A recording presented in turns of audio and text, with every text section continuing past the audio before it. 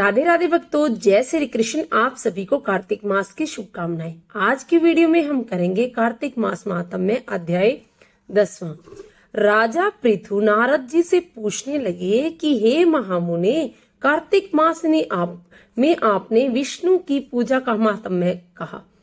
अब यदि इस मास में और भी देवताओं का व्रत और पूजा हो तो वे भी मुझे बताइए। तब नारद जी कहने लगे कि आश्विन शुक्ल पक्ष पूर्णिमासी को ब्रह्मा का व्रत होता है और कार्तिक कृष्ण चतुर्थी को गणेश जी का, सप्तमी और अष्टमी को अहोई देवी का और अमावस्या को श्री लक्ष्मी जी का व्रत होता है। अब हम मनोवांछित फल देने वाला, अति पवित्र, पापों का नाश करने वाला और पुण्य को बढ़ाने वाला कार्तिक कृष्ण चतुर्थी का व्रत कहते हैं। यह व्रत स्त्री और पुरुष दोनों ही कर सकते हैं। प्रत्येक स्त्री विवाहिता, विधवा, सावित्री, कुमार, प्रौढ़, बाला, कन्या 8 वर्ष से अधिक को अवश्य करना चाहिए।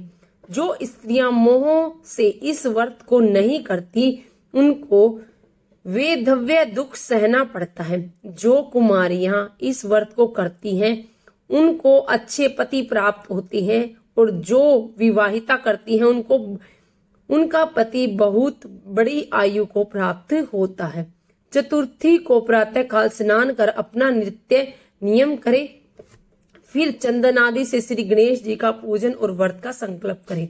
सायंकाल फिर गणेश जी की पूजा करे और चंद्रोदय होने पर चंद्रमा को अर्घ देवे। इसके पश्चात एक मुट्ठी अन्न गणेश जी को और शेष कुल वृद्धा को देवे।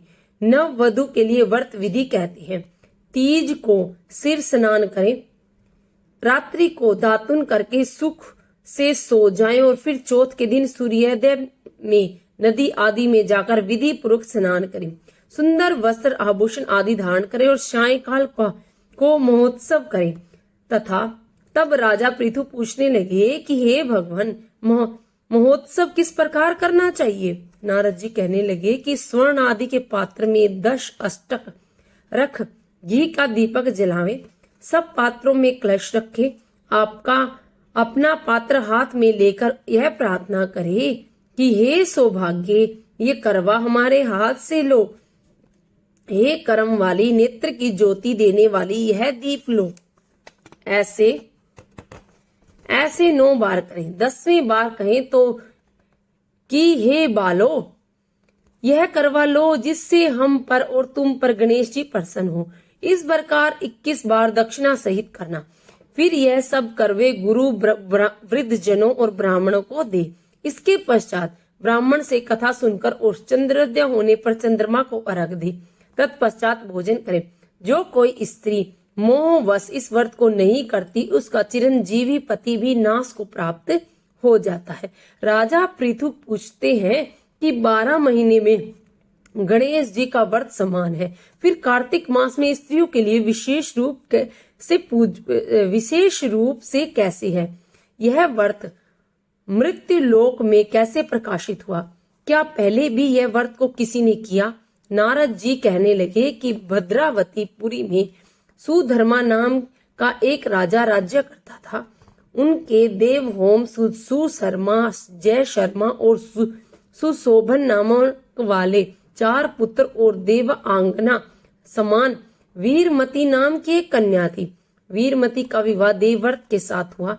दोनों बड़े प्रेम से रहा करते थे। एक दिन घर बैठे अचानक देवव्रत को सांप ने काट लिया, जिससे उसकी मृत्यु हो गई। यह देखकर वीरमती रोने लगी और चिल्लाने लगी। तब उसने चारों भाइयों तथा माता पिता वहां पर आए। सारा पुर दुख रूपी समुद्र में डूब रहा। उसी समय दुखों को दूर करने वाले पुल सत्य जी भी वहां पर आ पहुंचे। राजा ने हाथ जोड़कर उनसे पूछा कि महाराज, कौन से पाप कर्म से मेरी कन्या विधवा हो गई। तब पुल सत्य जी ने कहा कि राजन, कार्तिक मास में तुम्हारी कन्या ने गणेश जी का व्रत नहीं किया, बस उसी पाप से विधवा हुई है। पुल सत्य जी कहने लगे कि एक समय ब्राह्मण, विष्णु, इंद्र आदि सब देवता इकट्ठे होकर दैत्यों को नाश करने का उपाय सोचने लगे। तब ब्रह्मा जी कहने लगे कि गणेश चतुर्थी का व्रत सब दैत्यों को नाश करने वाला है। तब सब देवताओं ने कार्तिक कृष्ण चतुर्थी का व्रत किया और दैत्यों पर विजय पाई। विजयी होने पर सब देवता गणेश जी से कहने लगे कि वर मांगो। तब गणेश जी ने कहा कि कार्तिक कृष्ण चतुर्थी को जो स्त्री व्रत करे उसका पति चिरंजीवी होवे और जो नहीं करे तो विधवा। इसीलिए इस व्रत को अश्वमेघ करना चाहिए के समान करना चाहिए। तुम्हारी कन्या ने इस व्रत को नहीं किया, इसी कारण विधवा हो गई। अब भी यदि व्रत करे तो उसका पति जीवित हो जाएगा। पुलस्त्य जी तो यह कहकर चले गए। वीरवती ने अपने मृतक पति के शरीर को तेल में रखवा दिया। कार्तिक मास आया तो विधिवत व्रत किया और कथा सुनी। रात्रि को अर्घ देकर ब्राह्मणों को दान दिया और तो इस व्रत के प्रभाव से उसका मृतक पति फिर से जी गया। इसीलिए स्त्रियों को सौभाग्य और संतति के लिए इस व्रत को अवश्य करना चाहिए और कथा सुननी चाहिए। कथा के न सुनने से व्रत का आधा फल रह जाता है और पढ़े व सुनने वालों को अनेक गोदान का फल प्राप्त होता है। आरती श्री विष्णु जी की। ओम जय जगदीश हरे, स्वामी जय जगदीश हरे। भक्त जनों के संकट क्षण में दूर करे। ओम जय जगदीश हरे, जो ध्यावे फल पावे। दुख विन से मन का, सुख संपत्ति घर आवे। कष्ट मिटे तन का। ओम जय जगदीश हरे, मात पिता तुम मेरे। शरण गहूं मैं किसकी, तुम बिनी और न दूजा। आस करूं मैं जिसकी। ओम जय जगदीश हरे, तुम पूर्ण परमात्मा तुम अंतर्यामी। पार ब्रह्म परमेश्वर तुम सबके स्वामी। ओम जय जगदीश हरे, तुम करुणा के सागर तुम पालन करता। न्याय मूर्ख खल कामी, कृपा करो भरता। ओम जय जगदीश हरे, तुम हो एक अगोचर सबके प्राणपति। किस विधि मिलूं दया में तुमको मैं कुमति। ओम जय जगदीश हरे, दीन बंधु दुख हरता तुम ठाकुर मेरे। अपने हाथ उठाओ द्वार पड़म तेरे। ओम जय जगदीश हरे, विषय विकार मिटाओ पाप हरो देवा। श्रद्धा भक्ति बढ़ाओ संतन की सेवा।